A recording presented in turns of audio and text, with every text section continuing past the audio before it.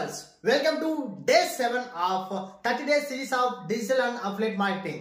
So, ఈ రోజు మనం ఈ వీడియోలో ఏం తెలుసుకుంటామంటే లాస్ట్ వీడియోలో మనం ఎలా మనం అఫిలియేట్ లింక్ అనేది క్రియేట్ చేయాలి అనేది చూసాం. సో ఇప్పుడు మన దగ్గర అఫిలియేట్ లింక్ ఉంది, బట్ మీకు సేల్స్ రావడం లేదా?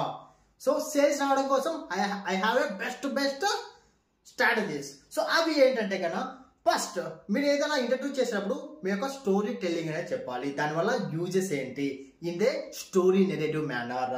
నెక్స్ట్ ప్రాబ్లమ్ కి సొల్యూషన్, ఏదైతే మీ ప్రొడక్ట్ ఉందో అది ఏ ప్రాబ్లమ్ ని సాల్వ్ చేస్తుంది, సో అది అనేది మెన్షన్ చేయాలి. Next comparison post. So comparison ఏదైతే మీకు యూనిక్ ప్రొడక్ట్ ఉందో compare with other products, other same products, compare with other products. And next one వచ్చేసి urgency offers. Create urgency. So urgency create చేస్తే customer కూడా attract అవుతారు. Next consistent content. మీ social మీడియాలో మీరు కన్సిస్టెంట్ గా కంటెంట్ అనేది క్రియేట్ చేస్తూ ఉండాలి.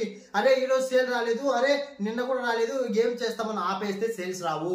కన్సిస్టెంట్ గా ఎఫర్ట్ పెడితేనే మనకు రిజల్ట్స్ వస్తాయి. చుక్క వాటరే, చిన్న డ్రాప్స్ వాటరే పెద్ద రాక్ కూడా బ్రేక్ చేస్తుంది. సో అలాగా మనం కన్సిస్టెంట్ గా వర్క్ చేస్తూ ఉండాలి. ఎప్పుడైతే అఫిలియేట్ మార్కెటింగ్ సక్సెస్ అవ్వాలంటే కన్సిస్టెంట్ గా కంటెంట్ క్రియేట్ చేస్తూ ఉండాలి సోషల్ మీడియాలో. సో నెక్స్ట్ వీడియోలో ఒక బెస్ట్ స్ట్రాటజీని డిస్కస్ చేద్దాం. ప్లానింగ్, 30 days ప్లానింగ్ ఎలా ఉండాలి, మన affiliate link affiliate marketing strategy ఎలా ఉండాలి. నెక్స్ట్ వీడియోలో మనం మన అఫిలియేట్ మార్కెటింగ్ స్ట్రాటజీ ఎలా ఉండాలి అనే దాని గురించి డిస్కస్ చేద్దాం. సో దిస్ ఇస్ రమల్ గాని సైనింగ్ ఆఫ్. జై హింద్.